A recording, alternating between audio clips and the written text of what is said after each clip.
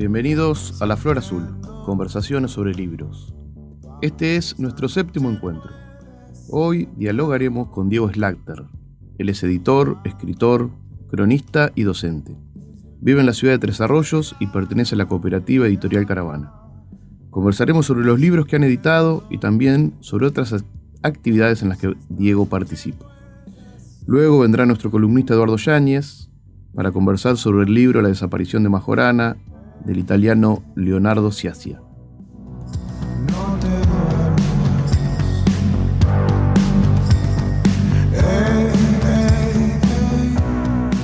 Escucharemos las letras y la música de Gabriel Gabo Ferro, quien fuera, además de cantante, compositor e historiador, docente universitario. Algunos de sus trabajos son Canciones que un hombre no debería cantar, Todos los óleos se desvanecen en el aire, Amor, Temor y Partir, y el último trabajo, Su reflejo es el lobo del hombre. También fue autor de 2 libros, Barbarie y civilización, Sangre, monstruos y vampiros durante el segundo gobierno de Rosas, y Degenerados, anormales y delincuentes, gestos sobre ciencia política y representaciones en el caso argentino.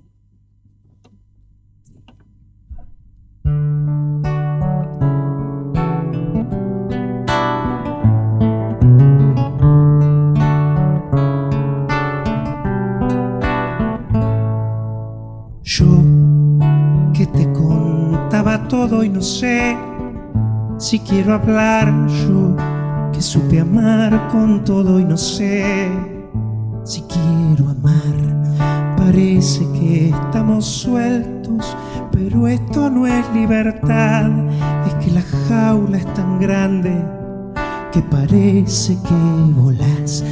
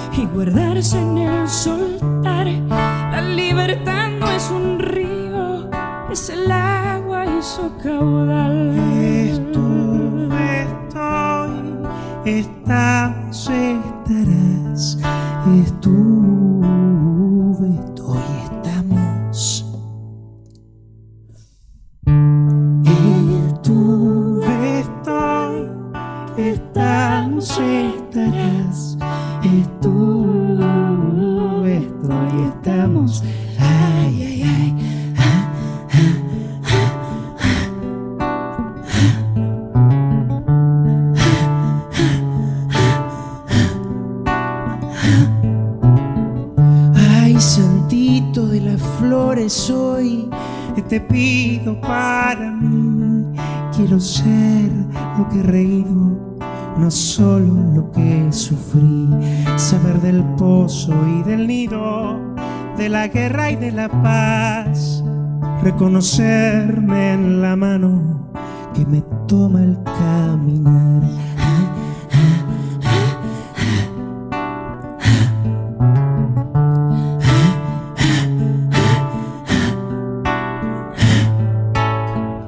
Saber que el consuelo amansa cuando a veces mal es bien, que el camino no me sigue, soy yo quien lo sigue a él, que al viento no se le ordena por dónde cantar o ir, que dentro de tu enemigo algo tuyo va a salir. Estuve, estoy, estamos, estarás.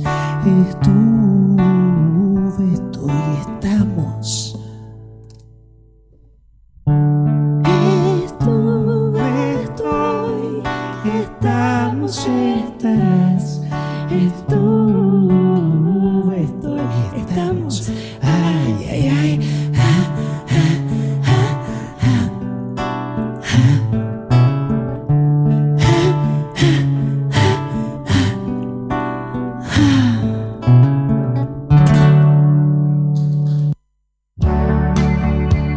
Bibliófilos, perseguidores de libros, constructores de bibliotecas, ermitaños de la lectura, escritores, editores, libreros.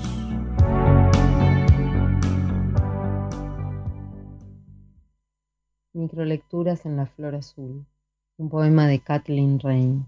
Mensaje desde casa. ¿Recordás cuando fuiste niña que nada en el mundo te parecía extraño? Percibías por primera vez formas ya familiares y viendo, te percatabas de que siempre habías conocido el líquen en la roca, las hojas del helecho, la flor del tomillo, como si los elementos se juntaran nuevamente en tu cuerpo, atrapados en el torbellino momentáneo de tu vida, que todavía mantenía el conocimiento de un estado primigenio. En vos, recuerdo retenido de nube y océano, la enramada del árbol, la lengua del fuego. Ahora, cuando la oscuridad de la naturaleza se te hace extraña y vagás forastera por las calles de la ciudad, recordá que la tierra te envolvió en su centro con el aire, con los rayos del sol. Te posó en sus aguas dormidas a que compartieras el sueño de la trucha entre las raíces de la milenrama. De sustancia de estrella y océano te formó. En el mismo origen que sol y follaje, pez y arroyo te concibió. De todas las criaturas, uno solo es el origen, simple, singular como el amor. Cada célula latente disemina un futuro, despliega su inimitable complejidad, como un árbol hace brotar hojas, plumaje de pájaro, escamas de pez. El musgo expande su verdosa membrana sobre la turba empapada, el germen de la libélula cobra vida y levanta vuelo, del mismo modo que el nenúfar del barro asciende sobre su tallo viscoso.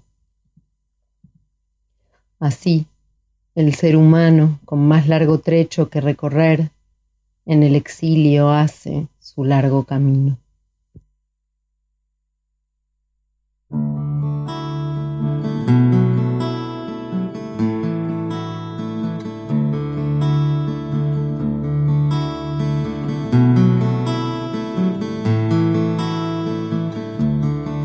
Soy todo lo que recuerdo y vos, todo lo que has olvidado. Yo me muevo entre las cosas, vos, entre fantasmas cansados. Cuando la cárcel se desarmó, la penitencia fue amarte.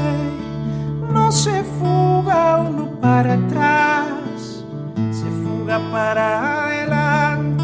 El diablo tiene una cola que no la puede ocultar. Por más disfraz que te pongas, siempre se te va a notar. Yo soy todo lo que recuerdo y vos, todo lo que has olvidado. Yo me muevo entre las cosas, vos, entre fantasmas cansados.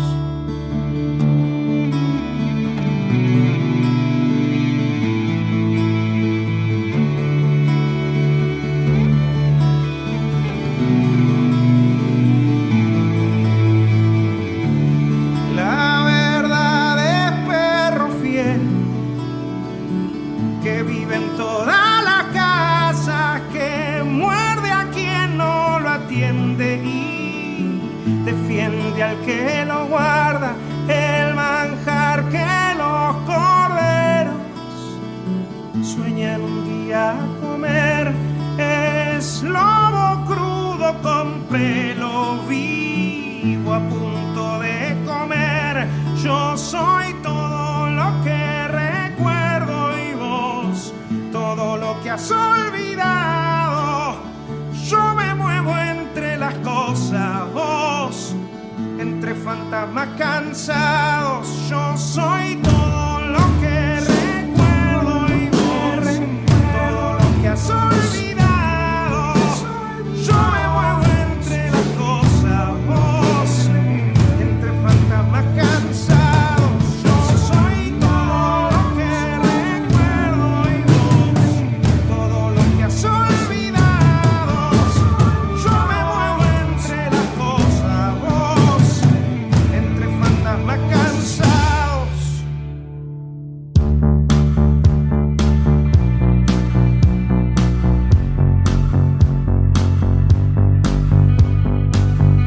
Bueno, estamos con Diego Slater. No sé bien cómo se pronuncia tu apellido, siempre estoy con el problema de si le voy a acertar.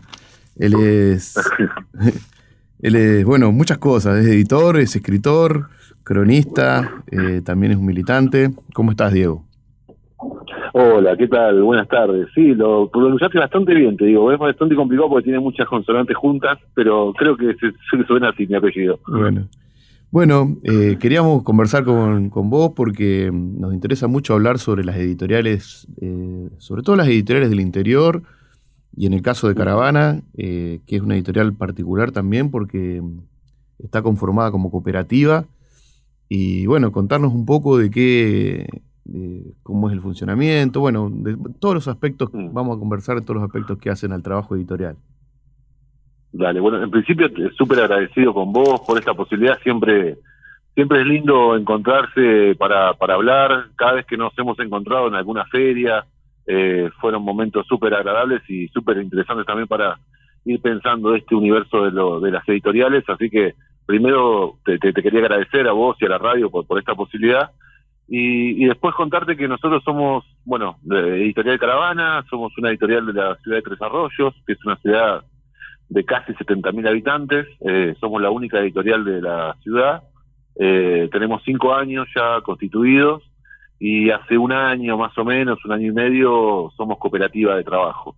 Eso modificó sustancialmente la dinámica de trabajo, o sea, agregó valor a lo que veníamos desarrollando y de alguna manera institucionalizó lo que ya estábamos haciendo. Y nos fue muy importante para temas específicamente organizativos de la editorial. Tenemos un local que... eso te iba a decir, sé que tiene un local. ¿Cuántas personas trabajan? ¿Cómo es la organización? Es muy interesante esto porque no es el modelo, digamos, más común entre las editoriales.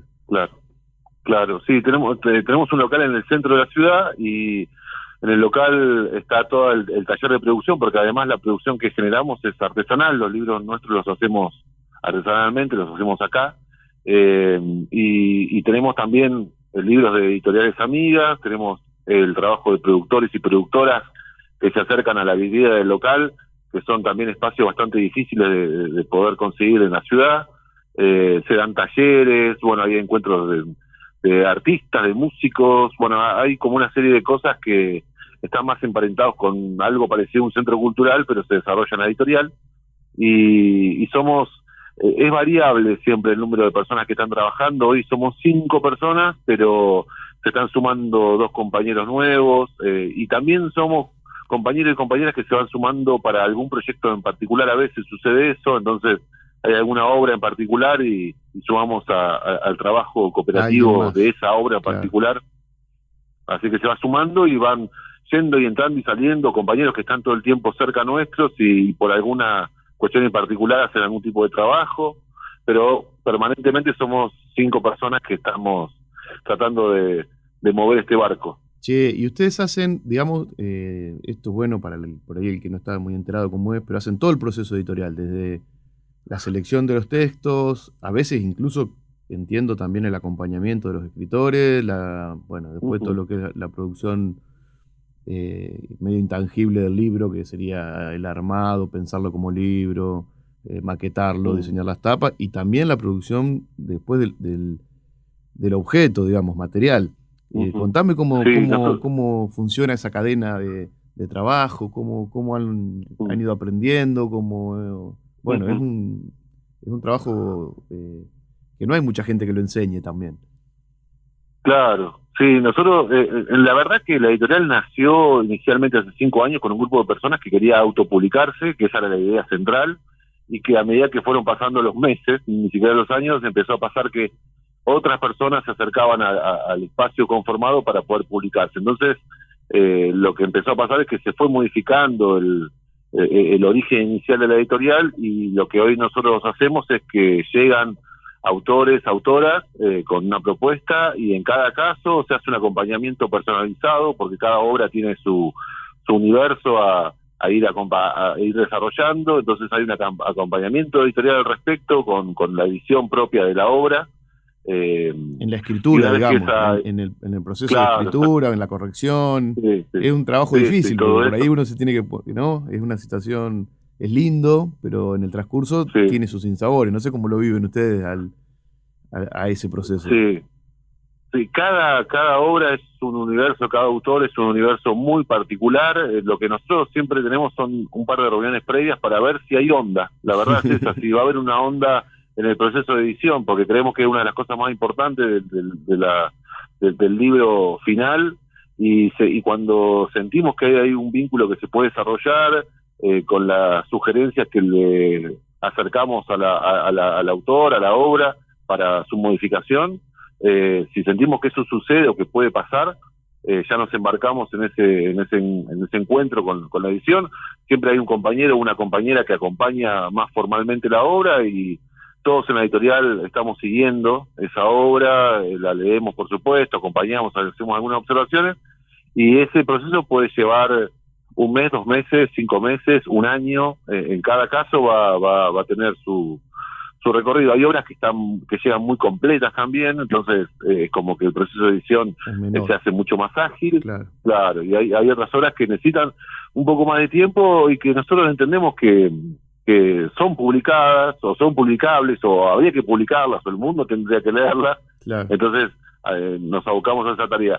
El objetivo inicial también de la editorial era que en principio la zona por donde estamos viviendo pudiese publicar, porque siempre pasaba que quienes viven en ciudades como Tres Arroyos terminan publicando en Capital Federal o en La Plata o en Mar del Plata en todo caso, y nosotros decíamos, bueno, tiene que pasar esto en Tres Arroyos, hay mucha gente que escribe, y terminó pasando que llegaron autores de diferentes provincias, de La Plata, de Capital, por quizás ese proceso de acompañamiento. Una vez que esa obra está media resuelta, se maqueta, se diseñan tapas, y después se va al proceso de producción.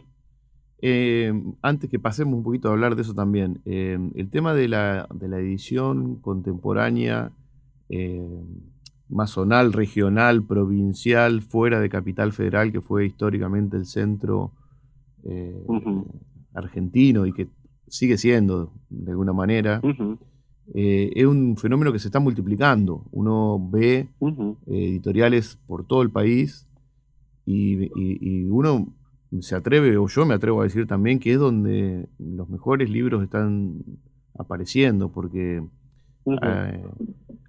ya no es necesario irse a vivir, como lo hablábamos en otra entrevista, no recuerdo con quién, pero la figura del escritor que se va a vivir a Capital para triunfar es como primero que es romántica y está muy desactualizada. Me parece que en eso las editoriales pequeñas de los lugares como que llegan más profundo, encuentran mejores textos.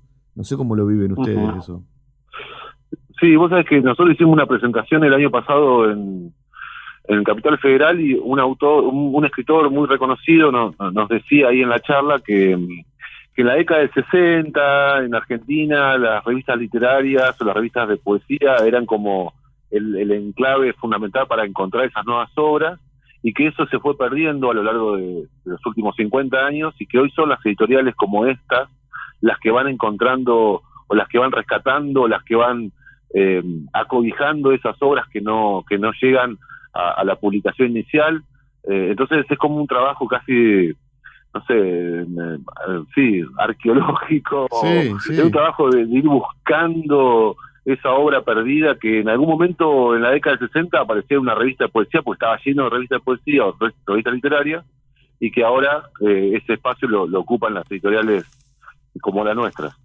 A mí me parece que es exactamente lo que está pasando, y que queda un último desafío para los que estamos en el interior, que es que el factor de unión de todos estos proyectos pequeños, independientes del interior, no sean ya la Feria del Libro de Buenos Aires, no sea ya la FED solamente, sino que haya otros encuentros donde...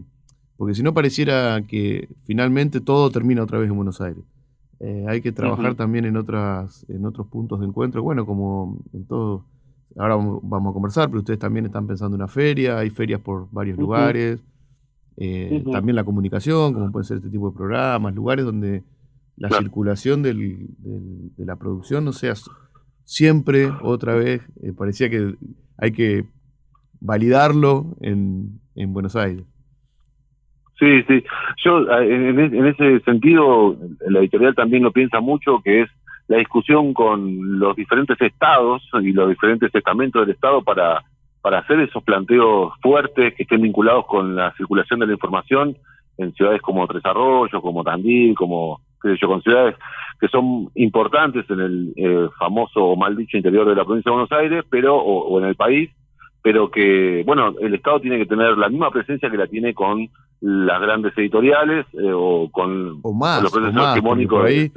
Claro, porque por ahí uno ve que no sé, yo vengo de la FED, que ahí el apoyo económico privado se da naturalmente, entonces, digamos, hay que compensarlo en un punto eso.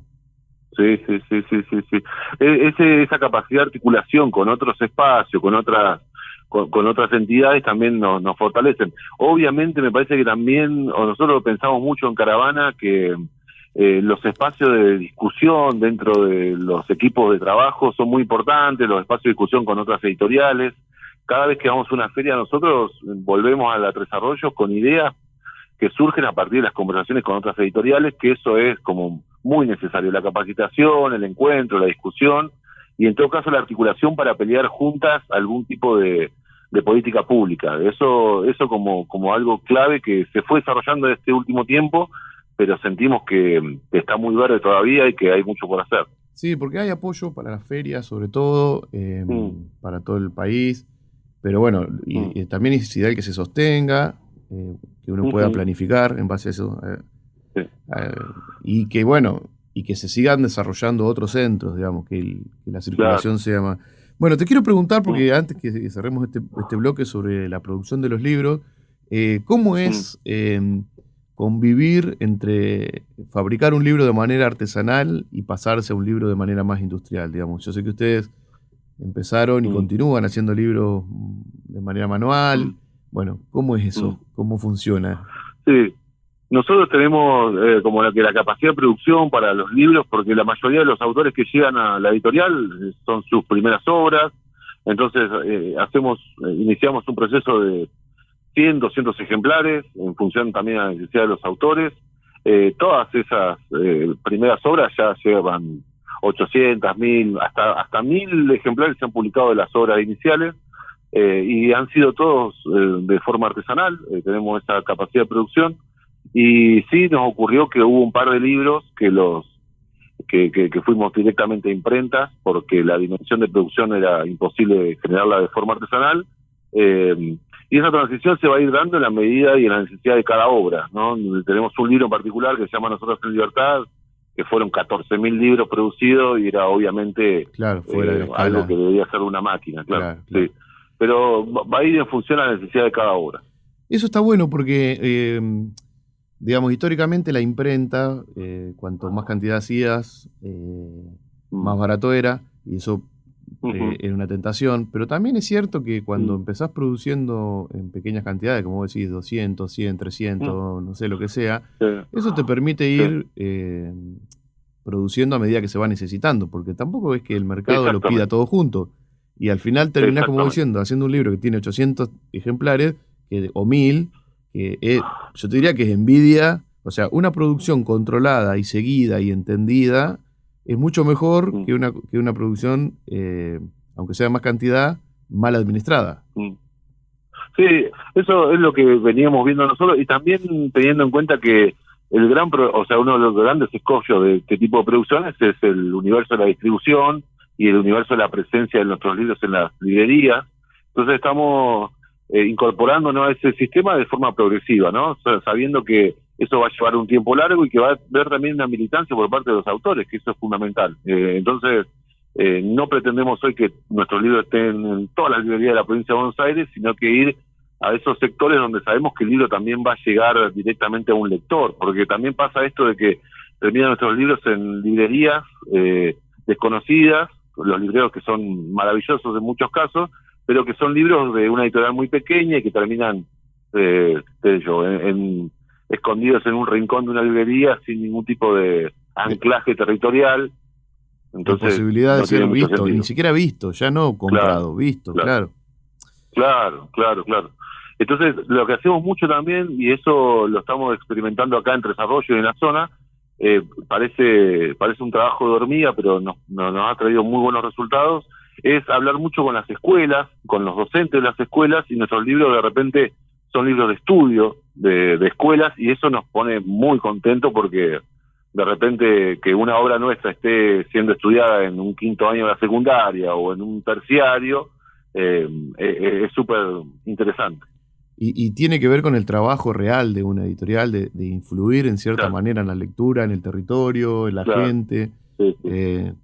Sí, la verdad que por eso decía, cómo las pequeñas editoriales funcionan en ese sentido, que no así las grandes. Después otro tema que lo mencionaste al pasar, que hay que hablarlo, yo creo que también ahí merecería la intervención estatal, la cadena del libro en cuanto a distribución y librerías.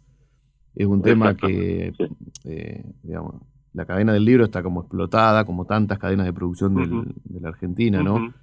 Pero bueno, desde las editoriales no hay mucho por hacer más que someterse a las leyes del mercado. No sé cómo.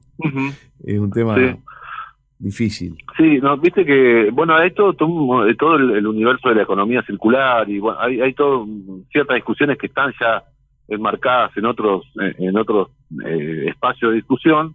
Y nosotros también tenemos que pensarnos de esa forma, porque también, obviamente, nos gustaría que nuestros libros estén en todas las provincias del país, pero también pensamos que ese desarrollo se va a ir generando en la medida que también las obras lo vayan requiriendo, ¿viste? Empujar la obra, pero también los espacios de articulación, de vinculación, hacen posible que haya obras que nacieron en editoriales muy pequeñas y que de repente estén siendo replicadas con mucha fuerza en lugares que uno no se imaginaría. No sé, a nosotros nos ha pasado que libros que hemos publicado nosotros, no sé por qué razón, terminaron en España o en Italia, en ferias internacionales, y te juro que sinceramente no tenemos registro de ese recorrido, y eso también nos llama la atención, nos gusta, nos parece interesante, y no hicimos mucho para que suceda. No, y motiva. Bueno, del catálogo de Caravana vamos a hacer una pausita para escuchar un poco de música, y del catálogo de Caravana vamos a hablar extenso, porque también está muy bueno hablar de todo esto que es como más teórico, si se quiere, pero también está bueno hablar de los libros en sí. Meta. Bueno, buenísimo, me encanta. I'm just warming up for it. All right, I'm ready now. Ready?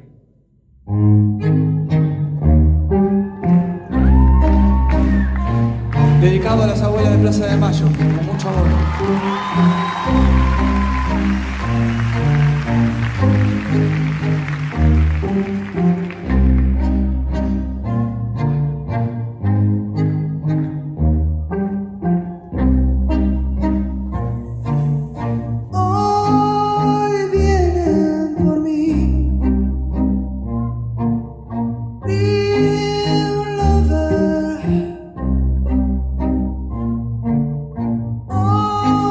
Hoy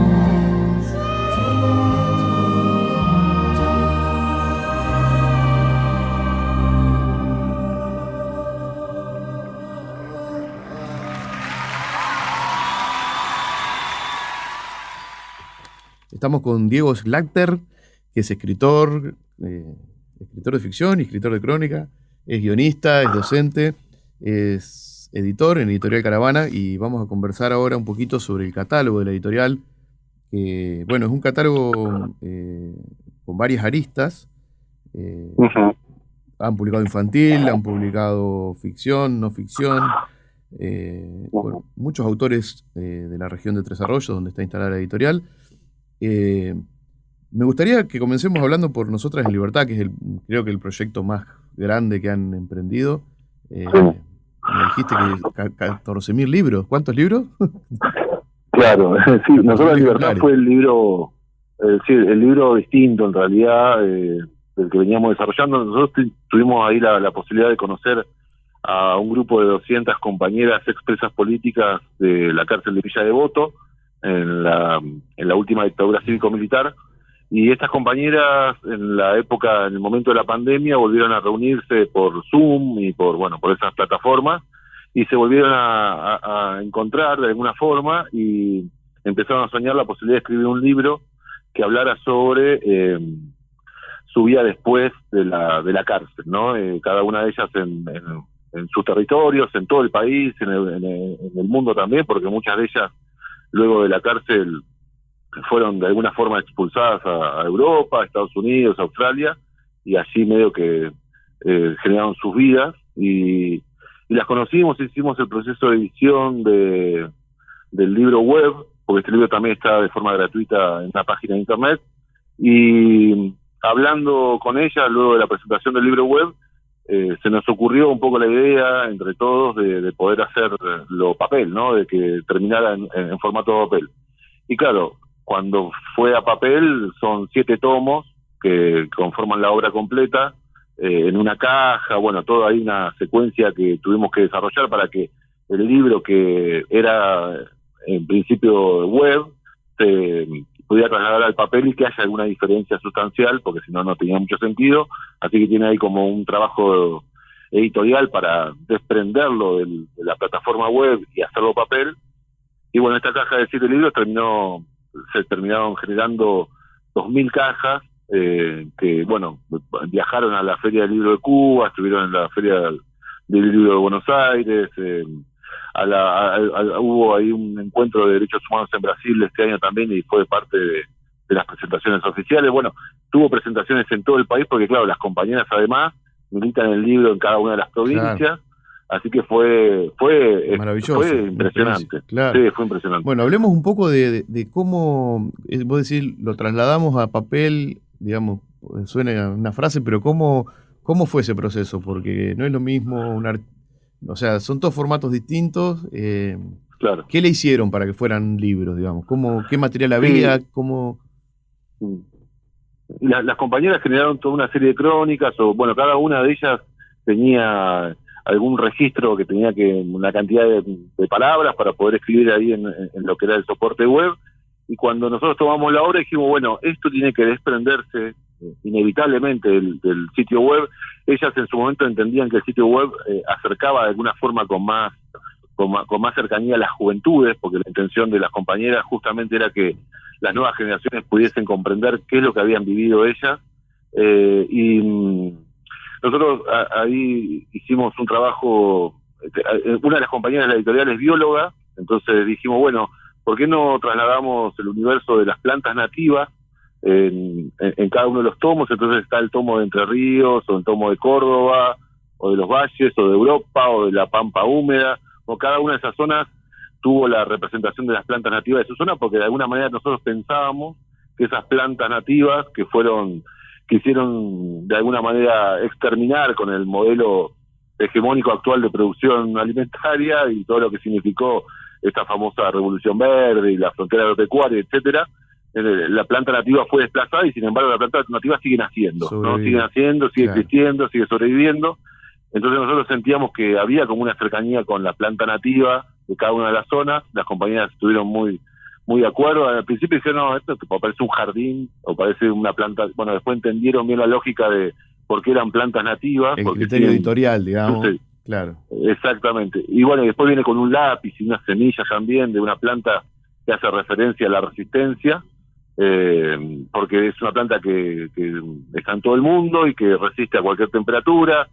Bueno, era como alguna de las ideas que se venían trazando en un grupo de mujeres que además, estuvieron presas en los 70, algunas en el 73 hasta el 83, y que, bueno, vivieron toda esa oscuridad propia de la dictadura cívico-militar. ¿El libro cuenta sobre la experiencia de estar presas o solo sobre lo que sucedió después en cada caso? ¿Cómo está organizado? Claro, el libro cuenta lo que ellas realizaron una vez que salieron de la cárcel, ¿no? Los 40 años, 35, 40 años de vida, y en cada uno de los testimonios, de las obras, se puede ver mucha militancia en muchos casos, ¿no?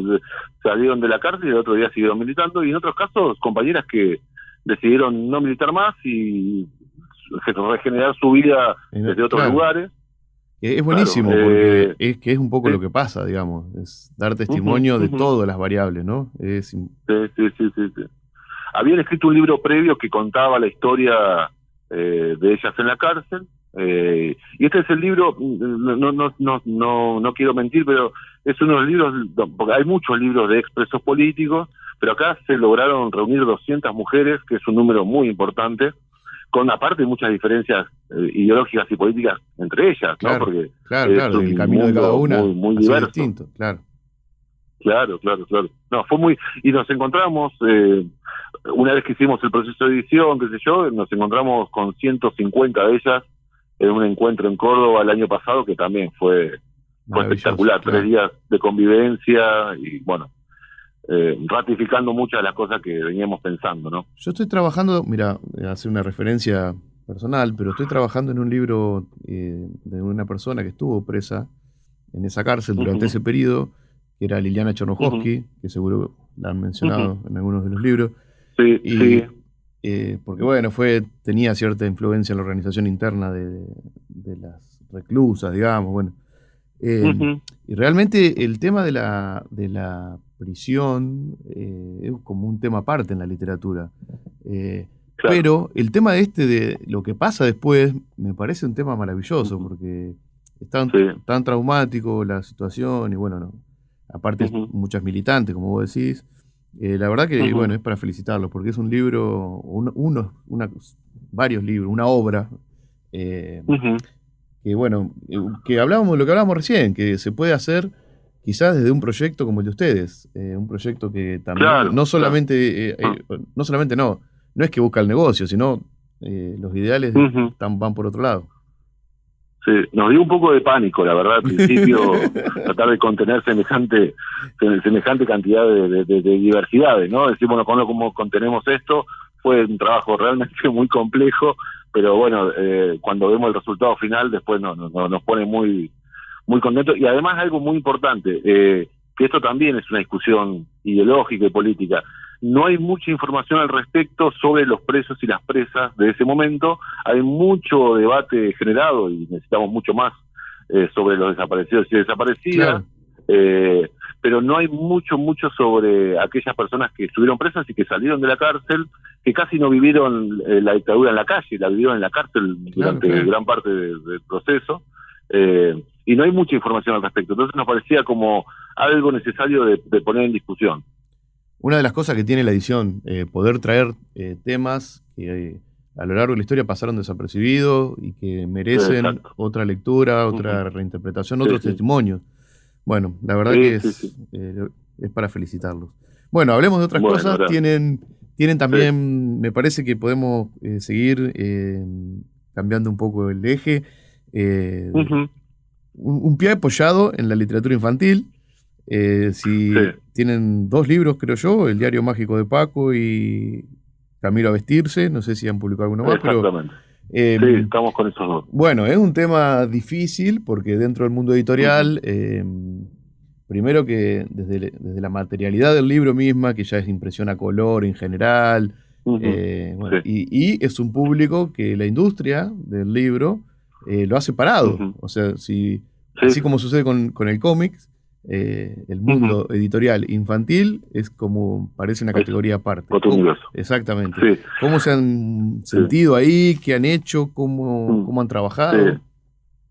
Sí, nosotros nos llamamos Caravana y de alguna forma también sentimos que esa diversidad en el catálogo es algo que ya a esta altura nos representa. Entonces de repente podemos tener una obra como esta y después tenemos justamente el Paco, el mundo mágico de Paco, o Camilo a vestirse, Camilo a desayunar, Camilo a almorzar, porque es toda una seguidilla de lirillos. No, nos gusta todo. Ese es un gran problema que tenemos en Caravana y no lo podemos evitar y no nos podemos resistir a esa situación de que debemos acompañar obras que en principio nos gusten, que nos parezcan importantes, que valoren a los autores locales. Por ejemplo, el de Paco es de un chico de Tandil que es una maravilla como dibuja, como escribe. Entonces nos gustaba esa idea de acompañarlo a él también. Fueron resultados súper interesantes porque también fue a varias escuelas ese libro. Y fue muy bien recibido, ¿no? Eso también hay que decirlo, porque que en las escuelas se reciba bien un libro, que conozcan al autor por ahí, que esté cercano, es como una experiencia maravillosa. A nosotros nos parece muy importante que los autores vayan a las escuelas porque de repente los peques se entienden que uno puede escribir y puede hacer un trabajo y pueden dedicarse a eso, y su obra de un vecino puede tener esa representación final en las representaciones territoriales, ¿no? Exacto, claro. No es un extraterrestre, no viene de Marte. Los personajes son conocidos, el vocabulario es conocido, claro. Hay una cercanía a la producción cultural, como vos decís, anima a los chicos al arte, a la letra.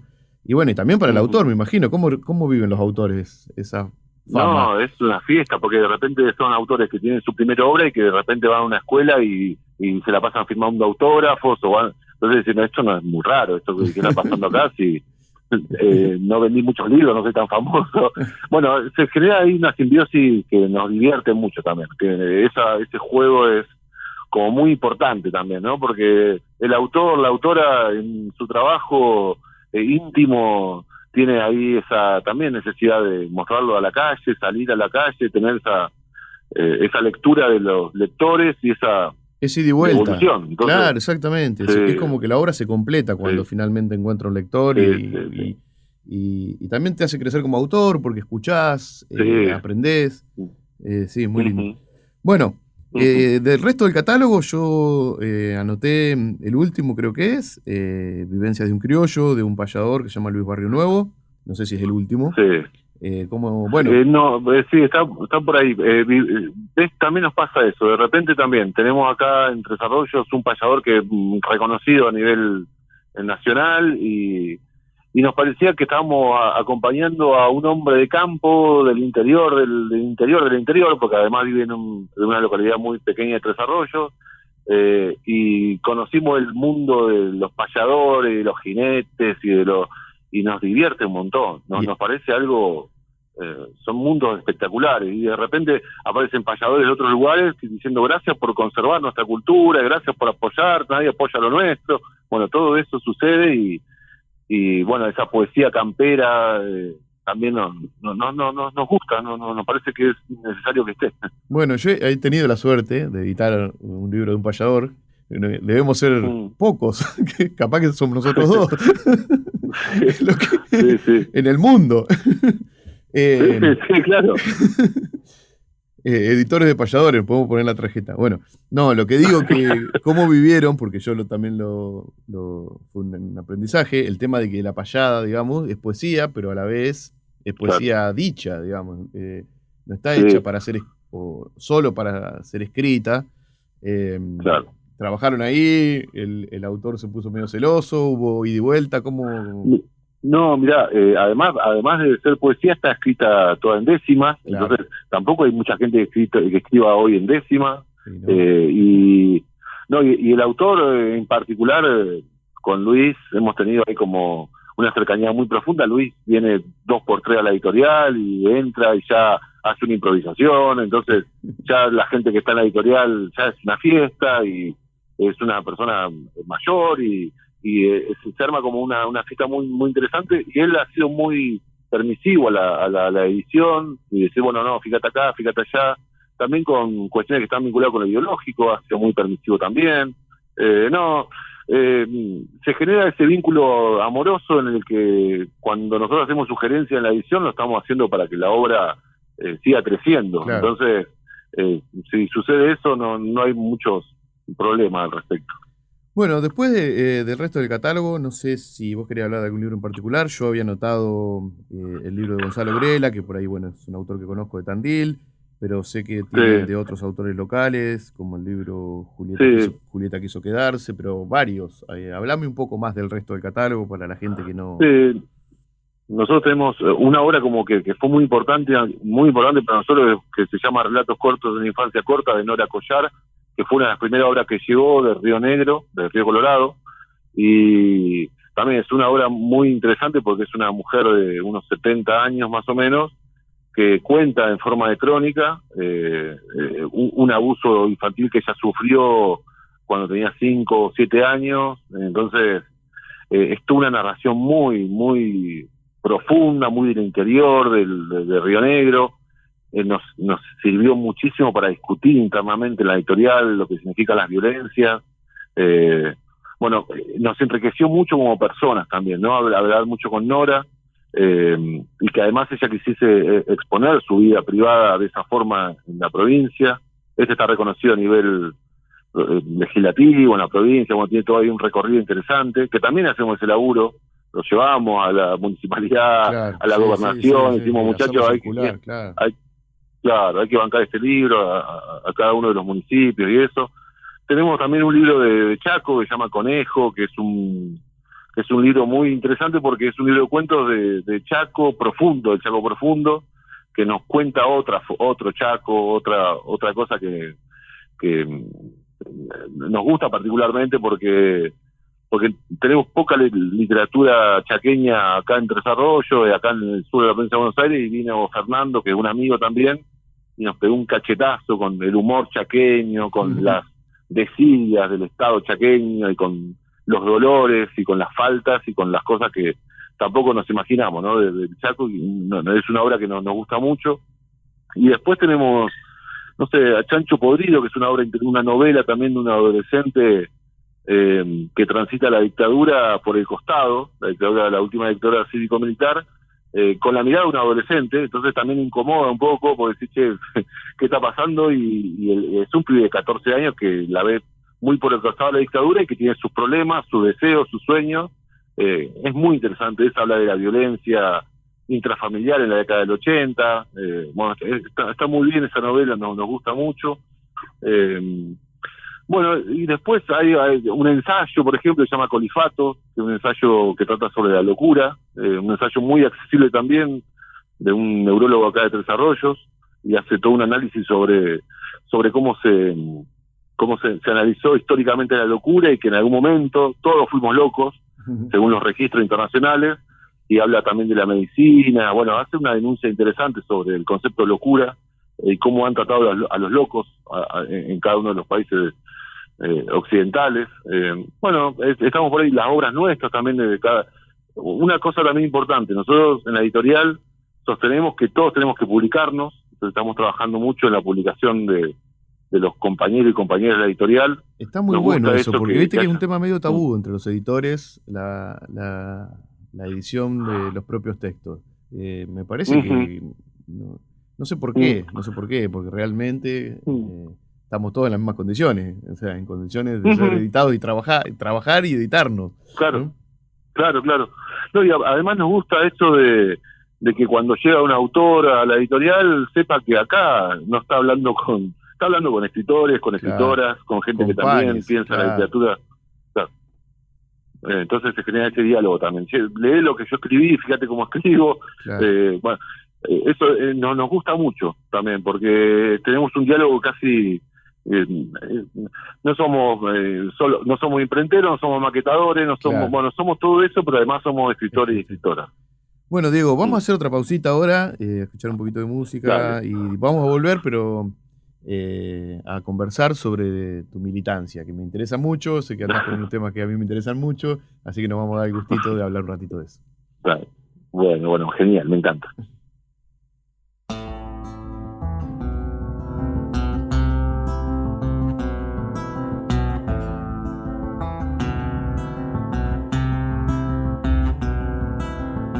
Yo sé de qué materia estoy deshecho, yo sé de qué sustancia tejeré mi propio cuerpo hoy. Mi cuerpo verdadero es el que ahora mismo siento, flotando entre los colores. Mi cuerpo va en suspensión.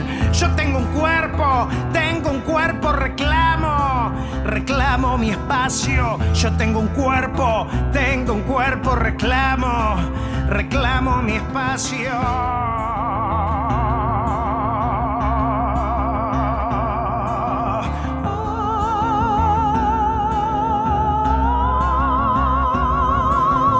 No va de la superficie de una falda o un cañadón. Como es adentro, es afuera. Y como de sexo, y yo solo sigo a mi cuerpo. ¿Dónde va mi cuerpo? Voy. Y si hoy me pide esta forma, cuando me piden, yo doy. Yo tengo un cuerpo, reclamo mi espacio. Yo tengo un cuerpo, reclamo mi espacio. Mi cuerpo es como mi mundo fluctúa. Tu cuerpo es como tu mundo se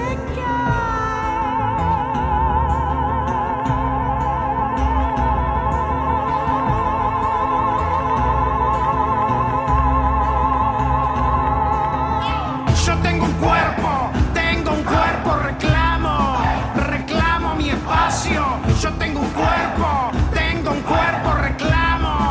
reclamo mi espacio. Yo tengo un cuerpo, reclamo mi espacio. Yo tengo un cuerpo, reclamo mi espacio.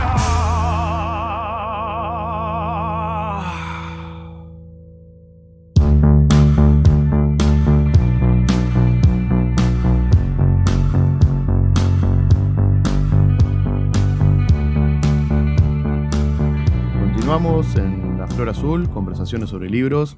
Estamos hablando con Diego Schlatter, que es editor en la cooperativa editorial Caravana de la ciudad de Tres Arroyos. También es escritor y vamos a conversar en este último espacio sobre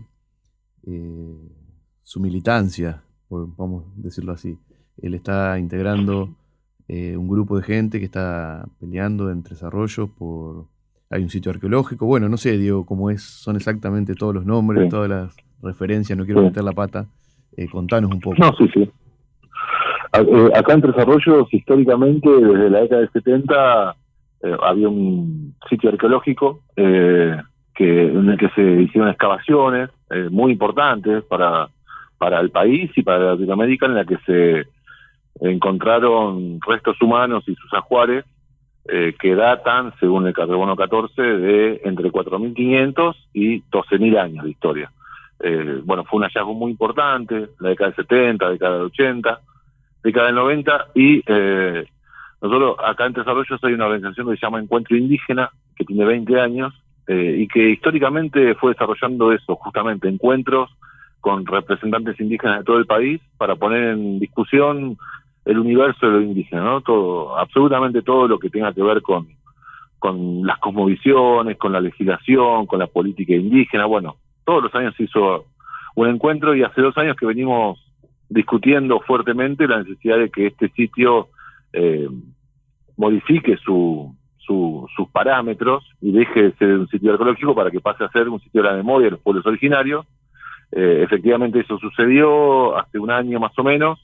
El Consejo Deliberante aprobó por unanimidad la nueva categorización del espacio, con lo cual de ahora en adelante este sitio es el sitio de la memoria de los pueblos originarios en Tres Arroyos, y en principio la reglamentación lo que busca es que deje de excavarse, por supuesto, y que vuelvan los restos humanos encontrados en su momento para que descansen como corresponde y como la ley lo indica, ¿no? Entonces se ha hecho un trabajo muy fuerte con organizaciones indígenas de la provincia de Buenos Aires, de todos lados del país también acompañando, y de familias mapuches, de la ciudad de Tres Arroyos que están también muy involucradas con el proceso. Bueno, hay como varios aspectos que me interesa mucho porque me parece que es un caso importante. Primero, que que los restos de lo que se haya excavado estén en el rango de los 4.000 a los 12.000 años, implica muchas cosas. Sí.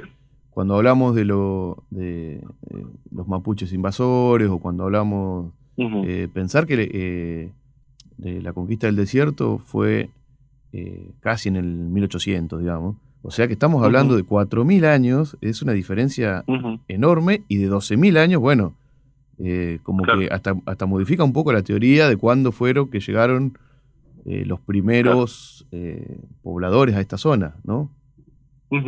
Sí, varios puntos. En primer lugar, que en un lugar se encuentren restos humanos de tanta diferencia, claro, en el mismo lugar, por fechas, nos hace pensar que ese lugar es un lugar muy importante, ¿no? En principio, ¿no? Que haya habido personas que hayan decidido enterrar a sus familiares, a sus parientes, a su gente, con tanta diferencia de fecha, hace pensar que ese lugar tiene un registro espiritual, en principio, muy destacable, o territorial, geográfico, etcétera. No lo vamos a saber nunca, pero sí podemos llegar a entender, si corroboramos con el carbono 14 esa dimensión en el tiempo, nos hace pensar que ese lugar fue muy importante históricamente. Y después, que a la hora de la discusión sobre los procesos de restitución que se están desarrollando en el país, pensar que aquí hay un pueblo en particular que pueda demostrar su ancestralidad con respecto a ese territorio es muy difícil, ¿no? ¿Quién puede pensar o quién puede animarse a decir que hace 4.500 años había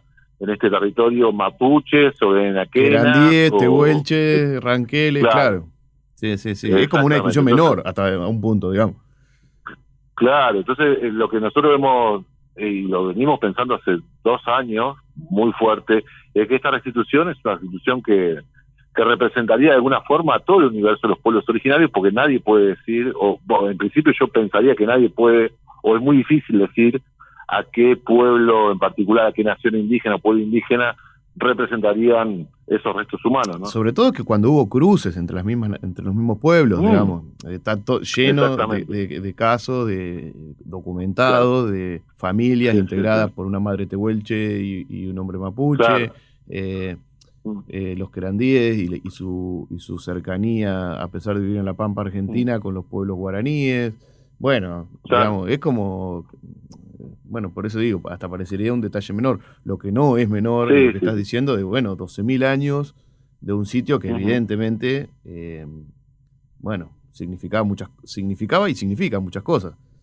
Exactamente, sí. Y lo importante, uno de los últimos encuentros indígenas de Tres Arroyos, tuvimos la suerte de compartirlo con un amigo muy importante que fue Juan Chico, persona que falleció hace un par de años. Sí, en la pandemia. El historiador guaraní, no sé si guaraní o com, o no sé. Com, que él fue también uno de los impulsores de la restitución de lo que significó la masacre de Napalpí, allá en Chaco. Entonces, él cuando vino acá y vio también esta situación, dijo, bueno, a esto hay que restituir. Claro, esto es importante. Entonces, él nos impulsó mucho, un defensor histórico de los derechos humanos y del pueblo com en particular. Y claro, cuando fue la restitución de Napalpí allá en Chaco, estaba bien claro que esos restos correspondían al pueblo com y al pueblo... Claro, pero bueno, algo mucho más cercano en el tiempo. Había pueblos bien diferenciados. Claro, exactamente. Bueno, acá en este caso no. Me parece que merece el tema detenernos en el tema de la cuestión de la ciencia occidental, porque en este caso particular, ¿cómo decirlo? Increíblemente, lo que parecería las instituciones del conocimiento, las universidades y la ciencia como disciplina que deberían ser aliados en la búsqueda de la verdad, de la memoria y de la justicia también, aparecen de repente como enemigos. Es una vuelta increíble que ha dado todo, ¿no? Sí, pasa que en esta legislación que habla justamente de las restituciones de los restos humanos tiene poco más de 15 años y hay una transformación del paradigma que está vinculado con con justamente los restos humanos de los pueblos indígenas, que se está modificando y que encuentra resistencias muy fuertes en la ciencia, en las universidades, en los museos, en las colecciones privadas. Entonces encontramos restos humanos, restos indígenas, en muchos lugares del país, en algunos casos en condiciones paupérrimas de conservación, y bueno, hay una resistencia muy fuerte para la devolución, para el reconocimiento justamente de esa historia, de esa ancestralidad, y también cuando el proceso de invasión territorial por parte del Estado argentino se presentó con esa violencia. Vos hablabas de la conquista del desierto, de la conquista verde, del desierto verde. Los botines de guerra de esos muchachos también era justamente llevarse esos restos humanos, y de alguna manera pretende, no quiero ser violento con la forma en que lo quiero plantear, pero que sigan estando en universidades o en museos o en colecciones privadas, sigue hablándonos de la violencia sistemática que los pueblos indígenas siguen recibiendo por parte de las instituciones occidentales, a la hora de hablar no solo de la vida, sino también de la muerte como elemento central en la discusión sobre cómo se tratan los pueblos indígenas hoy, ¿no? En este caso en particular, si no entiendo mal, la principal resistencia ha sido de parte de la Universidad del Centro, porque a veces uno dice, bueno, está claro que lo que ha sido con el Museo de la Plata, pero uno habla por ahí de los exploradores extranjeros, los que se llevaron el museo, no sé, digamos, los museos de Londres están llenos de tesoros egipcios, y así en todo el mundo las naciones colonizadoras se llevaron las reliquias de todas las antiguas civilizaciones y pueblos, pero en este caso estamos hablando de la Universidad del Centro, que es cercana, que, digamos, quienes trabajan en la Universidad del Centro son vecinos, no sé cómo decirlo, es paradójico, ¿no? Sí. No, lo interesante es esto, que cuando empezamos a hacer el trabajo de diálogo fundamental con las comunidades indígenas, con las organizaciones indígenas y con el Estado, entendíamos que gran parte de ese cuerpo de restos está, por supuesto, ahí en Olavarría, en la Universidad del Centro, y obviamente existen resistencias para la devolución de esos restos, fuertes resistencias, pero también en el recorrido que fuimos haciendo fuimos encontrando que muchos de esos restos habían quedado perdidos, así como lo digo, en el Museo Mulasi de la Ciudad de Tres Arroyos, y fuimos caminando en el diálogo para que en principio se genere una primera restitución de los restos que estaban y que habían quedado en la misma ciudad, en el Museo Mulasi. Sí. Claro. Entonces ya el Museo Mulasi los devolvió finalmente. Hubo todo un trabajo con el Consejo Liberante, con el municipio de la Ciudad de Tres Arroyos para hacer un acto formal al respecto, y se entregaron ya varios cuerpos, no varias cajas, con lo que estaba en el Mulasi, que en algún momento debió haber ido a Olavarría y por alguna cuestión del destino no fue, con lo cual ya hay una parte de esos restos finales que fueron devueltos a una organización también indígena que nos está acompañando fuertemente, que es de Bahía Blanca, y que eso nos permite pensar en un primer proceso de restitución dentro de muy poco, que eso es una verdadera fiesta, porque de alguna manera no está el continente de lo excavado y recolectado, pero ya hay una parte que va a formar parte de la primera restitución. Las restituciones tienen algo, bueno, que es por un lado el reconocimiento del error, digamos, y a veces pedir perdón, que también es sanador, y también, bueno, de reconocer ese lugar como un lugar sagrado, ya no como un lugar, y eso puede, para los pueblos originarios, el territorio y la conexión espiritual con el territorio es muy diferente de lo que es para los pueblos occidentales. Entonces es como un cambio importante. Sí, nosotros tuvimos hace un tiempo la posibilidad de ir a una restitución que se realizó en las grutas, y la verdad que fue un momento distinto en nuestras vidas para siempre, ¿no? Con una gran cantidad de restos que volvieron al territorio, con una ceremonia muy, muy profunda por parte de las familias indígenas de ese lugar, y modifica sustancialmente no solo el territorio, sino la comprensión de las individualidades y de las colectividades, ¿no? De repente pensar que ganar esas pequeñas o grandes luchas nos hace pensar que estamos, que seguimos, que es una lucha permanente, pero que esas grandes conquistas nos permiten repensar lo territorial, ¿no? La idea general que estuvo vinculada con las violencias sistemáticas hacia los indígenas. Bueno, te quiero hacer una última pregunta antes que nos despidamos. Yo sé que viviste en el norte, que participaste también con comunidades WOM.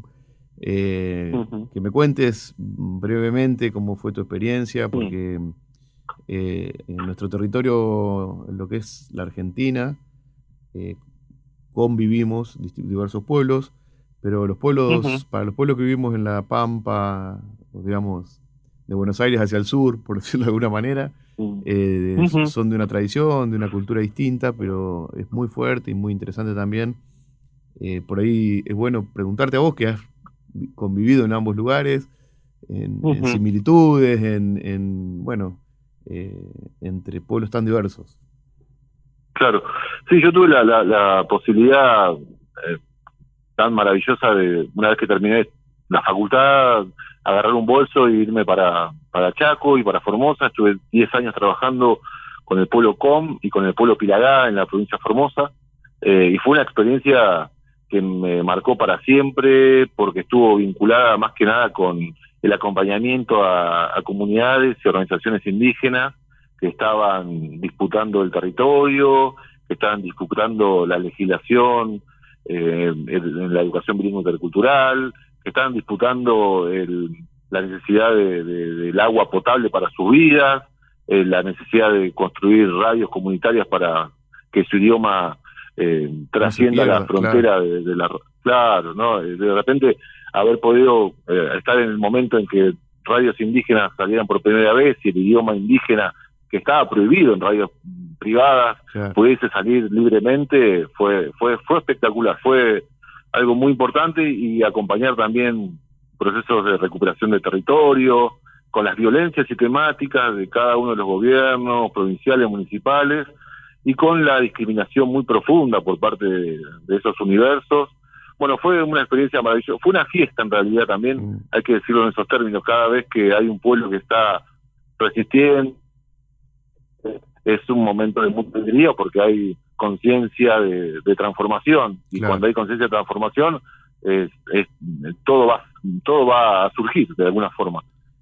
Fue muy muy importante en mi vida como comunicador, como periodista, para también comprender el universo de lo indígena, hablando el idioma, viviendo en el territorio.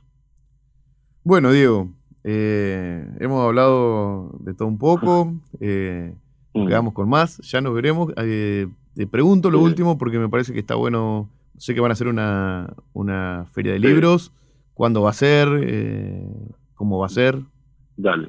No, en primer lugar, y antes de que se termine esta conversación, yo estoy muy agradecido con esta charla. Siempre es lindo hablar de esto con compañeros. No es tan común, entonces se pone festiva la cosa, nos gusta mucho. Así que ustedes, por supuesto, la Flor va a estar, espero que esté el 6 y 7 de octubre, en desarrollo, ya va a salir la difusión correspondiente. Queremos hacer una feria de editoriales, así con música, con libros, con charlas, va a haber de todo. La estamos organizando y van a venir unas 10 editoriales, más o menos, una cosa así, que van a traer su producción y van a traer también su conocimiento, su búsqueda, a una ciudad que se lo merece, porque nunca hubo una feria de editoriales acá, así que vamos a ver cómo nos recibe la Abriendo ciudad. Caminos, otra vez más. Muy bueno empezar con algo.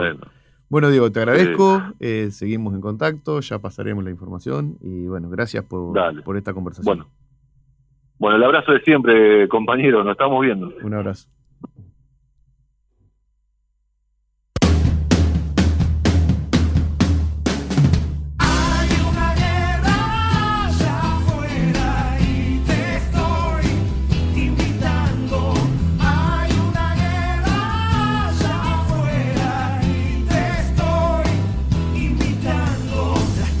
Son buenas si vas a dar batalla, pues lo quieras o no, afuera que vivas rezando. Cuando la muerte se alza, siempre acaba encontrando. Hay una guerra allá afuera y te estoy invitando. Hay una guerra allá afuera y te estoy invitando. Vas a perder tu historia, las ganas de contarte, y hasta cómo elegir, cómo quieran amarte. Vas a perder tus cosas, tu vida verdadera. Vas a poder nombrarte solo como ellos quieran. Hay una guerra allá afuera y te estoy invitando. Hay una guerra allá afuera y te estoy invitando.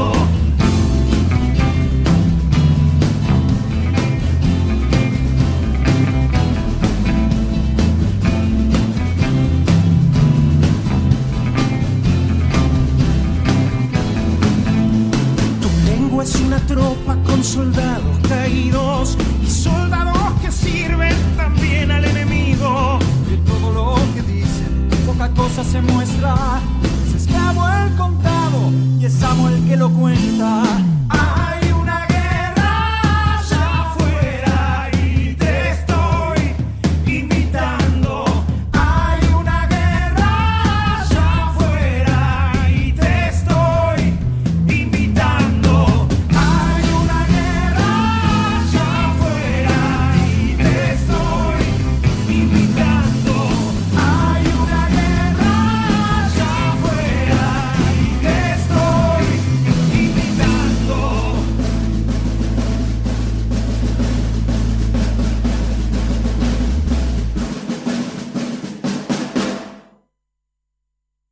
Seguimos en La Flor Azul, conversaciones sobre libros. Estamos con nuestro columnista Eduardo Yáñez, que ha venido conmovido, me parece, con una película que ha visto. Buenas tardes. ¿Cómo estás? va? Muy bien, Muy muy bien. bien. Así es. Vi el fin de una de las pelis del momento. No Barbie. Oppenheimer. Claro. Igual están hablando los críticos, hablan de Open Barbie. La conjunción De los dos de fenómenos. los dos fenómenos, pero que son un fenómeno porque afortunadamente en todo el mundo la gente vuelve, deja de lado un poquito las plataformas y vuelve al cine, ¿no? Como Que es lo una más lindo. experiencia, Claro, sí. claro. Así que sí, está muy buena la peli, excelente, la recomiendo, es larga, dura 3 horas, está muy detallada, las críticas dicen que es bastante certera y fidedigna. Y Con la historia, digamos. con la historia, ¿no? La peli hace un ida y vuelta entre la vida de Oppenheimer, el proyecto Manhattan, que ahora vamos a hablar. Oppenheimer es el padre, se lo conoce como el padre de la bomba atómica. Y el proceso que se le inicia después, en la época del macartismo, después de la guerra, a partir del año 49, más o menos, el proceso que se le inicia se lo acusa de tener vínculos con la izquierda y antes en su época de estudiante y sus primeros pasos como docente, como profesor, bueno, se le busca un pasado, porque el hermano estaba afiliado al Partido Comunista, que también era científico, su primera esposa, y en la época de persecución que hubo en Estados McCarthy, Unidos, el macartismo, ¿no? Que persiguieron a políticos, intelectuales, artistas, ¿no? Cineastas. Toda la vida política y cultural se vio afectada. Hace un ida y vuelta a la peli con esas cosas, ¿no? Y cuando veía la peli me acordé de un libro de Leonardo Sciascia, La desaparición de Majorana, que me regaló nuestro amigo común, el doctor Fede Guma, para mi cumpleaños en marzo. Es un libro que publicó otro amigo en común, Juan Forn, en Tusquet, en la colección Rara Avis, que quedó inconclusa, ¿no? Creo que capaz que se continuaba. Sí, pero bueno, era un trabajo que estaba haciendo de ir seleccionando autores a los cuales los presentaba en un prólogo, digamos, bastante extenso, lo ponía en contexto y editaba el trabajo, muchas veces los traducía, muchas veces... Claro, este es un librito cortito. Y bueno, el por qué, digamos, habíamos quedado, estábamos hablando de los clásicos de las ciencias sociales, y ahí íbamos a hablar de Manifiesto Comunista, pero bueno, lo vamos a postergar para la próxima porque esto es bien... La temática... La temática cobró actualidad, ¿no? A partir de la peli, se estrenó hace 2 semanas la película. Y el libro, trata sobre la desaparición del físico Ettore Majorana a fines de los años 30, en la Italia fascista de Mussolini. Sciascia fue un docente, político, periodista, escritor. Nació en Sicilia en 1921, murió en 1989. Se lo titulaba como que era la conciencia crítica de Italia. ¿Por qué? Porque en sus libros tocaba muchos temas morales, temas éticos, denunciaba la corrupción política de Italia, la violencia mafiosa, tiene muchas novelas policíacas que denuncian esto. Formó parte de la comisión que investigó el secuestro y asesinato de un ex primer ministro italiano, Aldo Moro, un caso muy resonante, fines de los 70, principios de los 80, en todo el mundo, a mano de las Brigadas Rojas, un grupo marxista. A partir de ahí escribió el caso Moro. Y bueno, en el 2019 Juan la publicó en esta colección. Y voy a leer un par de cositas de Sciascia para después meternos más en el libro.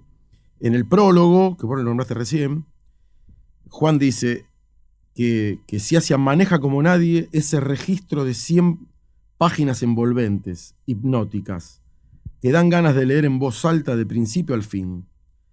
Tan bien escritas están, tan llenas de inteligencia, belleza y verdad.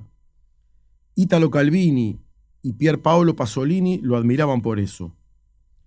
También lo admiraban muchos otros, pero teniendo la estima de esos dos, ¿qué necesidad hay de sumar a otros? ¿No? Y en la contratapa hay una cita de Pasolini que dice: el Majorana de Sciascia es tan bello precisamente porque no es una indagación, sino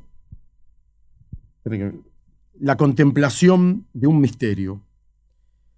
Pone delante de nuestros ojos la razón de esa desaparición, mientras nos dice que en estos casos las indagaciones no revelan nada. Sciascia no da certezas de lo que sucede. Sí, indicios fuertes de que Majorana no se suicida, como sostiene la policía italiana a partir de un par de cartas que Majorana deja. Pero en todo caso no es lo más importante del libro, ¿no? Sí lo es el motivo por el cual hace una cosa u otra, o desaparece o se suicida, ¿no? Claro.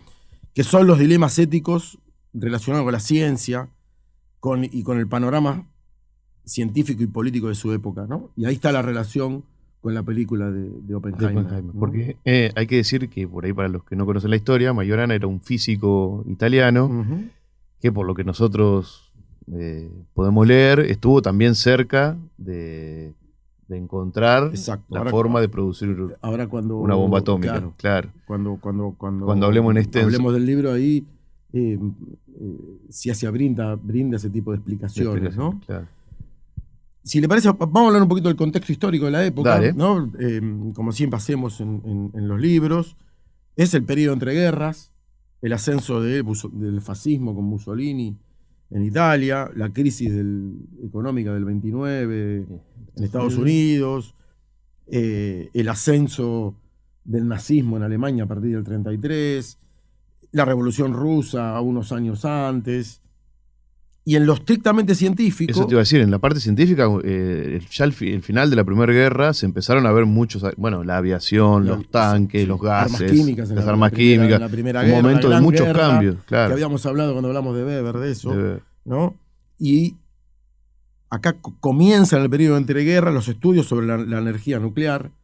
Se buscaba, yo no soy un experto en ciencia, pero la fisión nuclear, o sea, dividir la división de los núcleos de uranio para liberar grandes cantidades de energía y así hacer una gran bomba, ¿no? Y bueno, estaban todas las potencias de la época involucradas, ¿no? La Unión Soviética, Gran Bretaña, Estados Unidos. Italia tenía que en el libro al principio parecería que Majorana es discípulo de él, después hay una relación contradictoria, Enrico Fermi, que fue Nobel de Física en el 38, y Alemania con Werner Heisenberg, que fue Nobel de Física en el 32. Y el tráfico de científicos a nivel mundial era impresionante, que todos intentaban robárselos, convencerlos. Claro, y los científicos tenían mucha relación entre ellos, acudían a conferencias de uno, de otros, hacían visitas. En este contexto, después al año de morir Majorana, en el año 39, Einstein, hay la famosa carta de Einstein al presidente de Estados Unidos, a Franklin Delano Roosevelt, donde Einstein lo insta a que Estados Unidos empiece a investigar y desarrolle una bomba a partir de la fisión nuclear. Decía Einstein y hay un par de científicos que ayudan a redactar la carta, la inminencia de que la Alemania de Hitler lo iba a lograr. Logre, porque ya, ¿no? Heisenberg, que era el físico alemán más prominente de la época, que estaba a cargo, ya había ganado el Nobel en el 32, ¿no? Entonces lo instan a Roosevelt y lo convencen de que inicie la investigación, y ahí se inicia el proyecto Manhattan, que es el que cuenta la peli. Oppenheimer es el que lo dirige, el proyecto Manhattan, y es el que va a terminar fabricando la bomba, ¿no? Al principio destinan los estadounidenses $6.000. No es tanto. ¿Sí? No es tanto, ¿no? Pero después vamos a ver que a lo largo del proyecto, que se inicia a fines del 41 y la bomba se logra en el 45, destinaron $2.000 millones y 130.000 personas abocadas al proyecto, ¿sí? No sé si estamos con tiempo. ¿Empiezo con el libro? ¿O? Vamos si querés a escuchar un poquito de música, una tanda, y volvemos. Así vamos directamente al libro. Perfecto.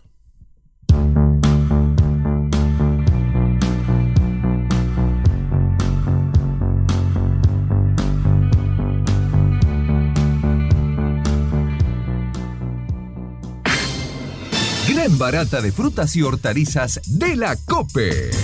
Zapallo calabaza el kilo, 239 pesos. Zanahoria el kilo, 239 pesos. Además, con Cope Plus, suma 3 cuotas sin interés en todas tus compras de supermercado. Precios exclusivos para asociados. Te esperamos en tu sucursal de Boulevard Silvio Gesell y Paseo 113 bis. Cooperativa Obrera, en defensa de los consumidores. La Fiaca, todo para tu habitación. Colchones, somiers y ropa de blanco. La Fiaca, 20% de descuento por pago en efectivo y hasta 18 cuotas sin interés en Ahora 18. Atención a hoteles y aparts. La Fiaca está en ruta 11, kilómetro 397, entre Ostende y Valeria del Mar. 02254 491877. lafiacablanc.com.ar.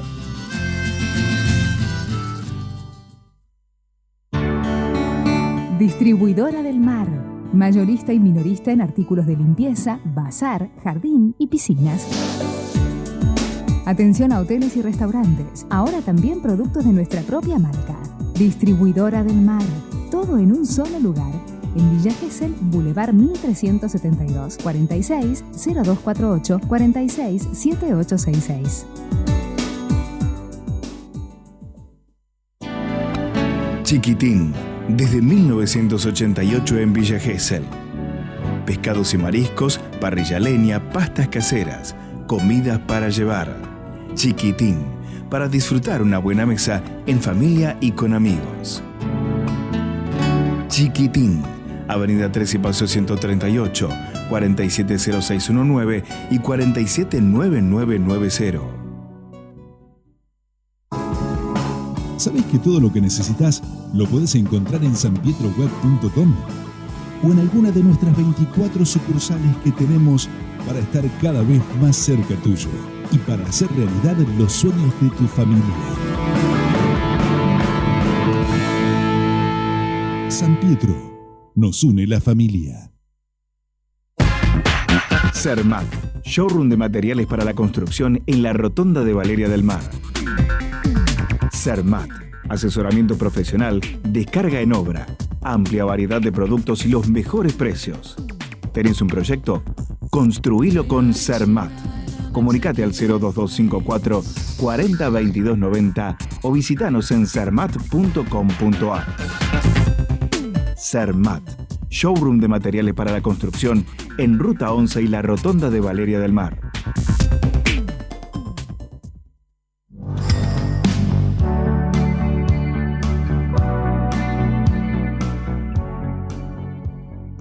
Lo que te da terror te define mejor. No te asustes, no sirve, no te escapes. Volvé, volvé, toca, míralo dulcemente esta vez, que hay tanto de él en vos, pero hay más de vos en él. ¿Dónde queda lo que crees? ¿Dónde queda lo que ves? ¿Dónde se irá? Si se va, ¿dónde se fue? ¿O será que ya no está? Si hay Dios, si hay amor, si hay vida después, si hay mundo, si hay hoy, hay mañana y tal vez, si hay ayer, si hay recuerdos, si hay de haber o hay de doler. Lo que te da terror te define mejor. No te asustes, no sirve, no te escapes.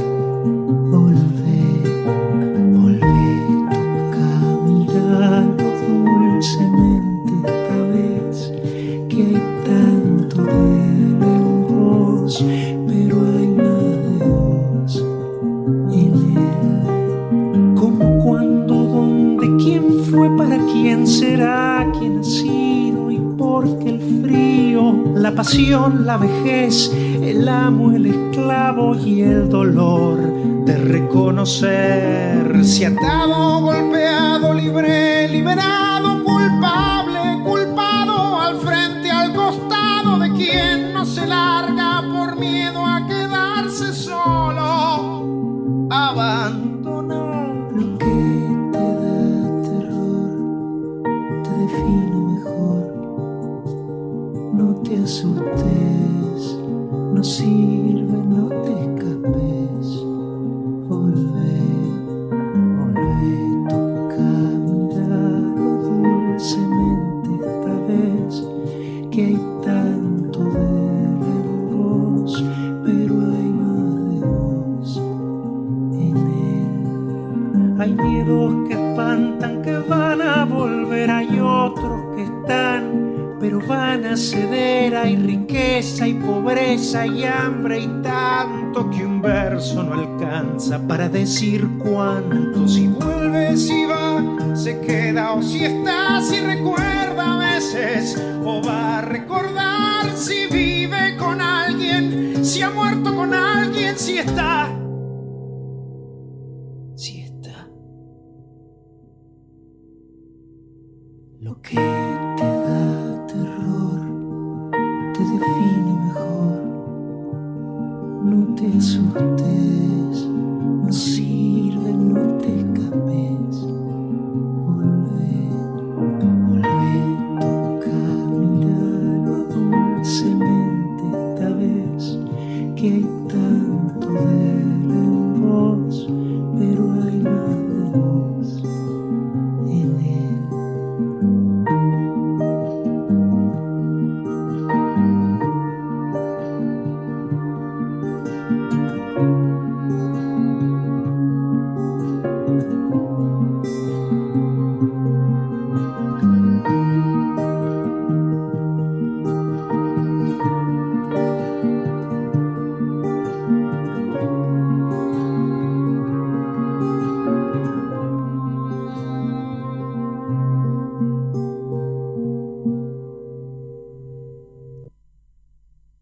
Estamos en La Flor Azul, conversaciones sobre libros, hablando con Eduardo Yáñez, nuestro columnista, de varios temas, pero en particular del libro La desaparición de Majorana, del italiano Leonardo Sciascia, y su relación también con la película Oppenheimer, de reciente estreno.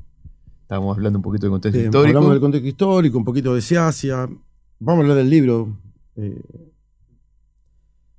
Y el libro inicialmente se publicó por entregas en el diario La Estampa de Turín en 1975.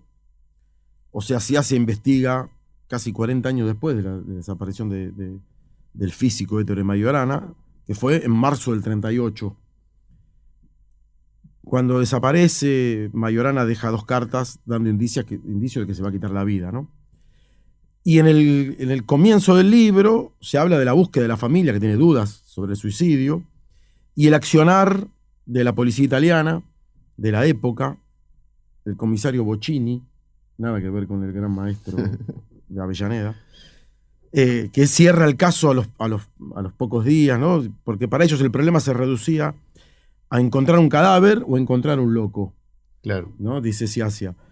Y en palabras de Sciascia, dice: ninguna policía, y menos aún la italiana, habría sospechado un móvil racional y lúcido. De eso se trataba, de medirse con un hombre inteligente que había decidido desaparecer y que había calculado con exactitud matemática cómo hacerlo. Porque, ¿sí? Digamos, estamos en la presencia de un genio que ante un dilema ético desaparece, y todo, o sea, el consenso es como que si era tan inteligente, era muy probable que pudiera planificar exactamente, ¿no? Por ejemplo, su desaparición. Enrico Fermi dice, con lo inteligentísimo que era, si hubiera decidido desaparecer o hacer desaparecer su cadáver, lo habría conseguido sin ninguna duda, ¿no? Claro. Bueno, después el libro describe parte de su biografía, especialmente la relación con la ciencia y con Fermi, ¿no? Que es media fluctuante, contradictoria. Era como su maestro, ¿no? Su maestro, pero era tan inteligente y tan, claro, que empieza a buen haber científico, algunas diferencias entre ellos, claro, ¿no? Otra declaración de Fermi dice: están los científicos de segundo y tercer orden, que son los que hacen correctamente su trabajo. Están los de primer orden, que hacen progresar la ciencia con sus descubrimientos, y luego están los genios, como Galileo o Newton. Ettore Majorana es uno de ellos. Claro. ¿No? Esa es la concepción que tenían y los hombres de ciencia de la época de él. Y para ejemplificar, Majorana era un fumador empedernido y garabateaba fórmulas físicas en su cajita de cigarrillos de una marca que se llama Macedonia, ¿no? Y cuando llegaba al Instituto de Roma, donde él participaba, les mostraba estas fórmulas, estos garabatos a sus compañeros, y después, cuando terminaba el último cigarrillo, agarraba la cajita, le hacía un bollito y la tiraba a la basura, ¿no? Y, por ejemplo, de esta forma, concibió y formuló antes que el mismo Heisenberg la teoría que tomó el nombre de según el cual el núcleo atómico se compone de protones y neutrones, una cosa científica que no sé qué es, pero Heisenberg gana el premio Nobel por esta teoría, claro, en el 32, y Majorana ya la había descubierto y la había tirado a la basura, ¿no? En el año 33 viaja a Alemania para conocerlo, entre enero y agosto, y según Sciascia fue lo más importante que le ocurrió a Majorana en su vida, y no solo en el plano científico, sino que habla, porque en las cartas que Majorana le envía a su familia, en casi todas habla de Heisenberg, y habla que mantiene largas charlas, ¿no? Dicen que muchas charlas sobre filosofía, ¿no? Y acá quisiera citar, y está ahí la relación con la película, directamente a Sciascia. Dice Sciascia: quien conozca, aunque sea superficialmente, como nosotros, la historia de la investigación atómica, de la bomba atómica, podrá ser esta sencilla y triste constatación, que se comportaron libremente, esto es como hombres libres, científicos que por condiciones objetivas no lo eran, como Heisenberg, que laburaba para Hitler, ¿no? Claro. Y que se comportaron como esclavos, y lo fueron otros que gozaban de una objetiva libertad, o sea, Como Oppenheimer, que trabajaba para una democracia liberal como Estados Unidos. En nuestra opinión, los hombres libres son los que no hicieron la bomba, y los esclavos son los que la hicieron. Entre los físicos que habrían podido desarrollar la bomba atómica para Hitler, el más importante era sin duda Heisenberg. Sus colegas que trabajaban en energía atómica en Estados Unidos estaban casi obsesivamente convencidos de que él también la estaba desarrollando en Alemania. Sin embargo, Heisenberg no solo no desarrolló el proyecto de la bomba atómica, sino que se pasó toda la guerra con el terrible temor de que los otros, los del otro lado, estuvieran haciéndola. Temor no infundado, por desgracia. Además, trató expresamente, aunque torpemente, de comunicar a los aliados que ni él ni los físicos que quedaban en Alemania tenían intención de fabricar la bomba, ni medios para ello. Y acá es la relación, ¿no?, con la que me parece más importante con la película, con el proyecto Manhattan, ¿no?, que ya hablamos, que pone en práctica Estados Unidos en el medio del desierto, en el sur de Estados Unidos, en Los Álamos, crea una ciudad, porque empiezan a reclutar científicos con Oppenheimer a la cabeza. Oppenheimer empieza a reclutar, entre ellos Enrico Fermi, el italiano, y hay que ofrecerle, tiene que ir con su familia, era estrictamente secreto, entonces la familia tenía que estar ahí, entonces hacen hospitales, escuelas. Aislados, digamos, sin que nadie supiera, en secreto. Exactamente, claro. Hacen una ciudad, por eso terminan invirtiendo $2.000 millones de la época y terminan trabajando 130.000 personas en todo Estados Unidos. Obviamente había pocos que sabían, los científicos sabían y algunos militares que estaban desarrollando la bomba, los otros no, pero terminan involucrados en el proyecto. Claro. 130.000 personas, ¿no? Y en un momento de la película, hay algunos científicos que empiezan a dudar de si hacerla o no, fundamentalmente cuando se suicida Hitler y cae Alemania en manos de la Unión Soviética. Dice, ¿para qué hacerla si Hitler ya fue derrotado? Y ahí hay debates y Oppenheimer dice, bueno, hay que hacerla y que decidan los políticos y los militares, ¿no?, su uso, ¿no? Como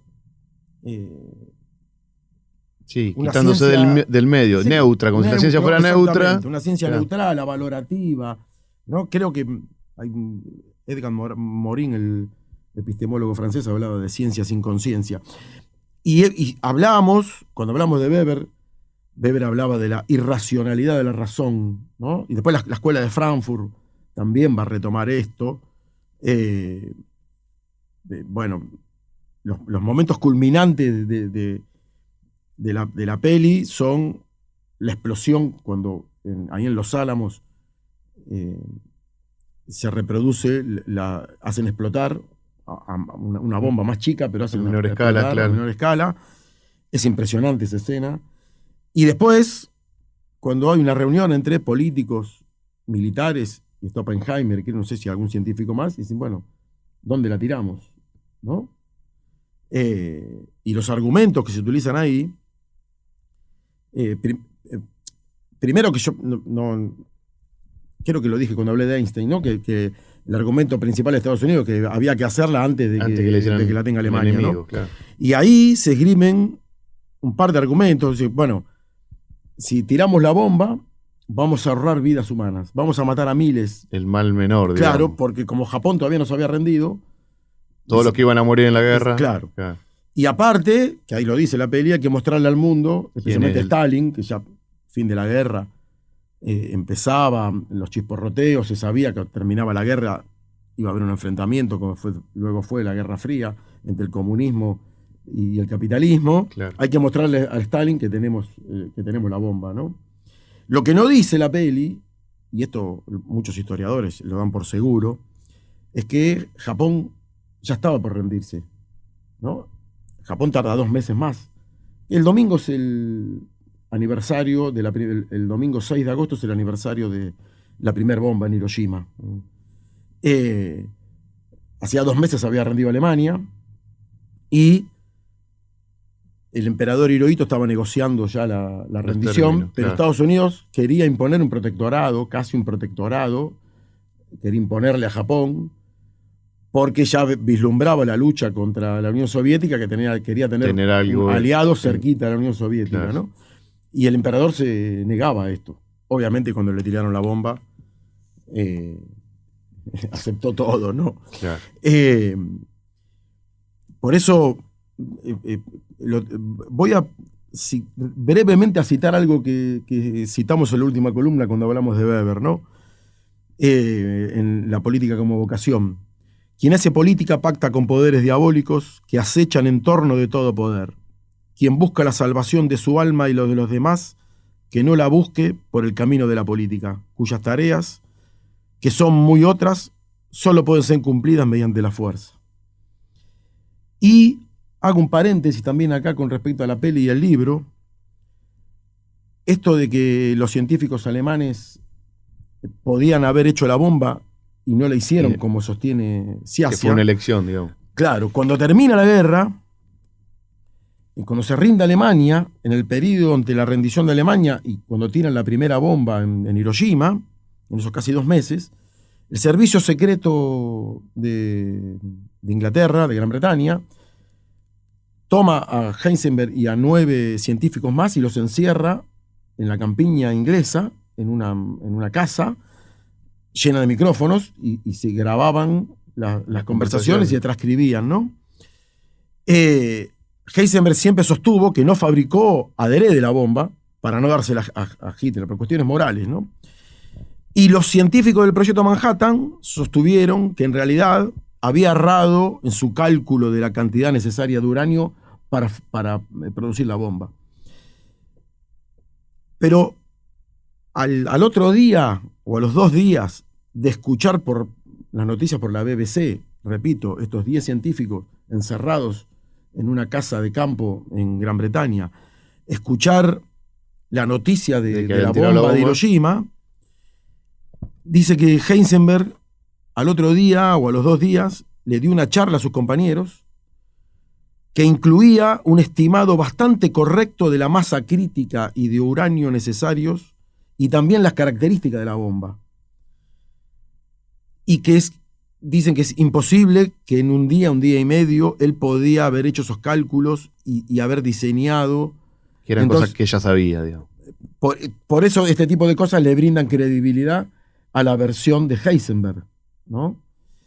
Y ahí esto de por qué Sciascia dice que los científicos que en teoría parecían esclavos no hicieron la bomba y los que eran libres sí la hicieron, ¿no?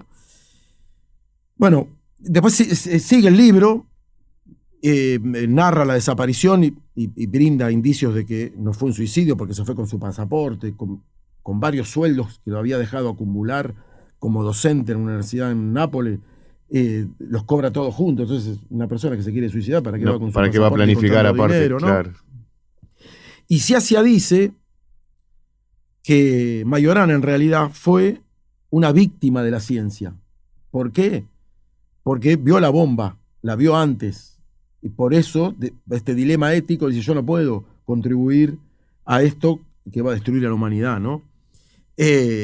Los entendidos, dice, sobre todo los que desarrollaron la bomba, el Proyecto Manhattan, también niegan esto, pero Sciascia da 3 argumentos científicos de que un genio como Majorana ya lo había percibido. No me voy a detener en los argumentos científicos, ¿no?